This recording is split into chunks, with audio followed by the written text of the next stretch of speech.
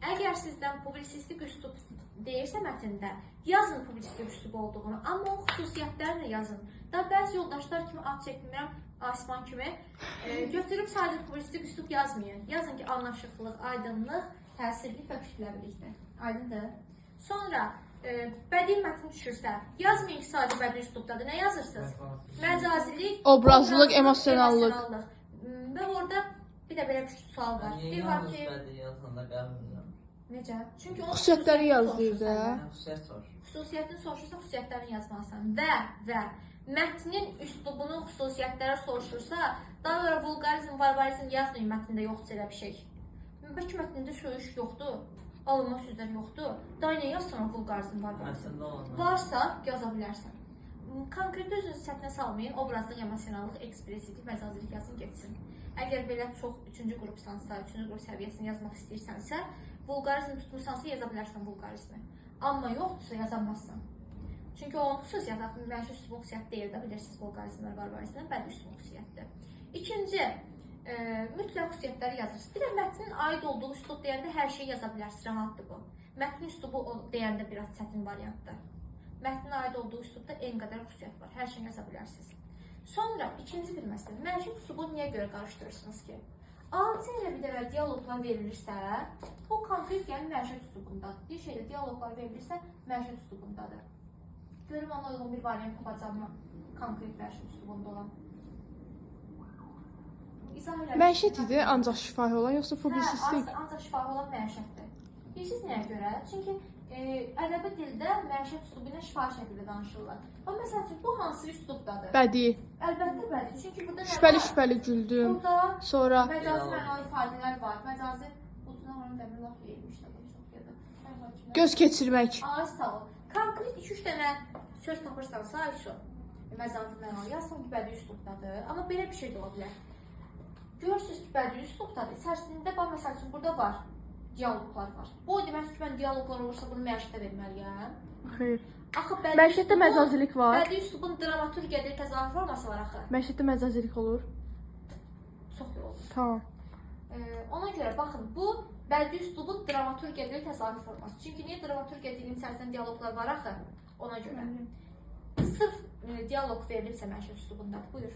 İndi obrazlıq emosionallı idi. Hə. O ikisini yazanda həm obrazlıq emosional, yəni Bədiidir də, nə fərqi var?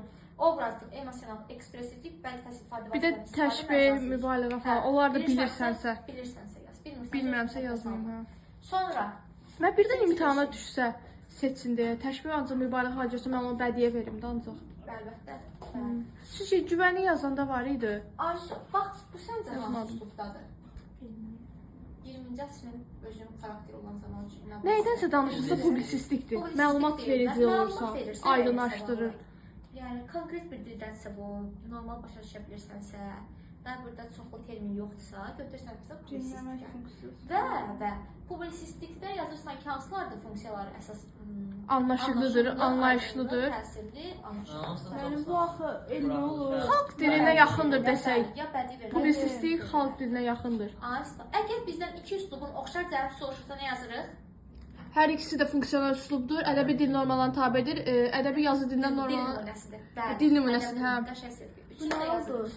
Bu publisistik üslub. Deyil axı, baxın. Bir dənəsi də demişdiniz müəllim, 4-cü nə idi? Nəyə baxın? Maraqla əlaqəli. Nəyə baxın? Bilmirəm, termin deyil ondan. Yox. Konkret başa düşürəm. Müəllim, o Monograf, funksiya nə bilim. Müəllimə. O, ay müəllimə. O iki də ortaq yazmağa, bir dənəsi də demişsə 4-cü maraqla əlaqəli. Nə idi o? Onu gəl verirlər biraz. Nə idi ki o? Müxtəlif mövqe maraqları əks etdirilməsi. Yazmayın onu. Baxın, belə bir şey də verilə bilər sizə. O verməsin onu. Yeri gəlmişkən, Ayşə, bu hansı üslubdadır? Kevinin 22 yaş təzyiqdən olmuşdur. Yenə bu mətin. Ayşə, hansı təzahür formasıdır?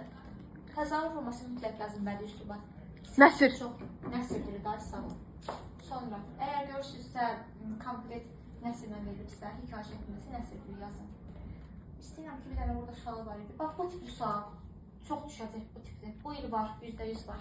Ayxan, bir dənə bura bax. Deyir ki, mətnin üslubu xüsusiyyəti, bir də bunun üslubu xüsusiyyətlərini müqayisə edin deyir.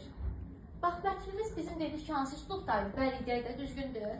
Birinə məcazilik, obrazlılıq. Bəllidir, məcazidir, obrazlılıq, ekspressivlik, doğrusalıq. O birisi də rəsmi şüzardır. Məktubdur da. Amma Nədir bəs? Məktubda nə veririk? Çünki bu Asiyanın düzdür, məktublar yazmışlar. Düzdür, sağ olsun, sevgi. Məktub hansı üsluba aiddir? Rəsmi şüzar. Bəli. Bədii üslubla rəsmi şüzar üslubu müqayisə edəcəyik. Rəsmi şüzar üslubu xüsusiyyətləri nədir? Sənədlə rəsmi dövlət dilidir. Standartlılıq. Sonra arxaik leksikanın qorunub saxlanması. Bir də nə idi? Dövlət dilidir. Fərdi nitq üslarının qaçırılması, çox mənalı yer verilməməsi. Bir də işgüzar sifətlərə aiddir. Çünki niyə məktub işgüzar? Bu məktub kimidir də? Yaza bilmərik ki, məktub. Məktub növünə aid. Məktub növünə aid, hə. Çox dərinə getmək. 3-ə 4-ə də hər ikisinə ortaq. Funksionaldır, ədəbi dil nümunəsidir, ədəbi dil nümunələri tabidir. Bəli. Təyin edə bilirsən artıq da. Ümid edirəm ki, eləyərsən. Sən ikinci video mənim mütləq baxdı, orada konkret nümunələr sırasında vermişəm. Hamı mənimlə gəlib oradan öyrənibdir. Çox yəni bərəkətli bir video olduğunu düşünürəm. Çox sağ ol, mənim sözləriniz üçün təşəkkür edirəm. Sağ ol.